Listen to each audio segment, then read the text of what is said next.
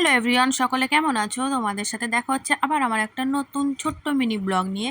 তো দেখো, সকালবেলা উঠে তাড়াতাড়ি সব কাজকর্ম সেরে তোমার দাদাভাইয়ের টিফিন রান্না বান্না করে সব ঘরটার মুছে চান করে রেডি হয়ে গেছি। কেন যেতে হবে বাপের বাড়িতে, ওখানে আছে কৌশিক। আর কৌশিকের তো অনলাইনে ক্লাস চলছে, আমি যদি তাড়াতাড়ি না যাই তোর ক্লাসটা তো মিস হয়ে যাবে। তো তাড়াতাড়ি আমি ওর ড্রেস বইপত্র নিয়ে রেডি হয়ে গিয়েছি, এবার বেরিয়ে যাবো। কারণ 11টা বাজে, ওর ক্লাস কিন্তু শুরু হবে 11টা 25 থেকে। তো আমি তাড়াতাড়ি করে বেরিয়ে পড়েছি। দেখো, বেরিয়ে আমি চলে এসেছি একদম বাপের বাড়িতে। আমি মাঝখানে আর কোনো ভিডিও করতে পারিনি। তো চলে আসার পরে এবার বসে পড়েছি একদম, আর ড্রেস চেঞ্জ করারও সময় পাইনি, ক্লাস শুরু 2 হবে। hours later. তারপরে 2 ঘন্টা পর তোমাদের সামনে আবার চলে এসেছি। দেখো, ক্লাস ওর শেষ হয়ে গেছে। এইবারে আমরা ড্রেস ছেড়ে এবার করব কৌশিককে একটু খাইয়ে দেবো, তারপর আমি খেয়ে নেবো। এখন আমারও প্রচণ্ড খিদে পেয়েছে। আমি না এত তাড়াহুড়ো আজকে কিছু খাওয়ারই সময় পাইনি। এখন প্রায় 2টোর কাছাকাছি হয়ে গেছে, এখন খাবো। এবার দেখো, কৌশিককে আগে খাইয়ে দিই। ওর জন্য আজকে রয়েছে সয়াবিনের তরকারি, যেটা ঝাল ছাড়া কম মশলায়, আর রয়েছে টক দই আর ভাত। ও টক দই দিয়ে ভাত খেতে খুব ভালোবাসে। তো সবার ফার্স্টে ওকে সয়াবিন দিয়ে খাওয়াবো, তারপরেই খাওয়াবো টক দই দিয়ে। আর এখানে বসে আছে লুডো খেলতে হবে। হ্যাঁ, ও কিন্তু এখন কার্টুনের নেশা কমে গেছে, এখন ওর লুডো খেলার নেশাটা বেড়েছে। ওর সাথে সবাইকে লুডো খেলতে হবে।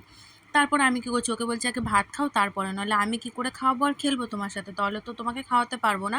আমি বললাম তুমিও পরে খেলবে, আগে খেয়ে নাও তারপরে খেলবে। তারপরে ওকে ওর খাওয়া দাওয়া কমপ্লিট করে দিয়ে এখানে আমি এবার আমার খাবার রেডি করে নিচ্ছি, আমি খাবো।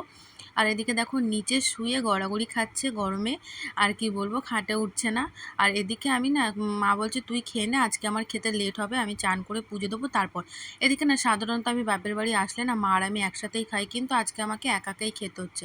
আর আমাদের খাবারের মেনুতে আজকে রয়েছে দেখো টক ডাল, সয়াবিন, এখানে রয়েছে আলুর দম। এটা দিয়ে এখন খেয়ে নিচ্ছি। আমাদেরও সামনে টক দই ছিল, তো আমি আর টক দইটা এখন খাইনি, এটা দিয়ে আমি খেয়ে নিয়েছি। ও এসে মা বলছে তুমি কি খাচ্ছ? আমি খাবো। চাই আবার খাবি? তাহলে খেয়ে না আর একটু। A few moments later. তারপরে বন্ধুরা, মা আর আমি ছেলে একটু শুয়ে শুয়ে লুডো খেলছিলাম, একটু শুয়েছিলাম। তারপরে আবার হঠাৎ করে আমার মনটা করলো একটু আম মাখা খাবো। তো ফ্রিজে গিয়ে দেখি 2টো আম আছে। তো বলি না, একার পক্ষে 2টো খাবো না, এখন একটাই খাবো। আর আমি এখানে সামান্য লঙ্কায়, গরমে কিন্তু বেশি লঙ্কা দিইনি, একটা লঙ্কা সামান্য একটু কাসুন দিয়ে নুন দিয়ে মেখে নিয়ে চলে এসেছি।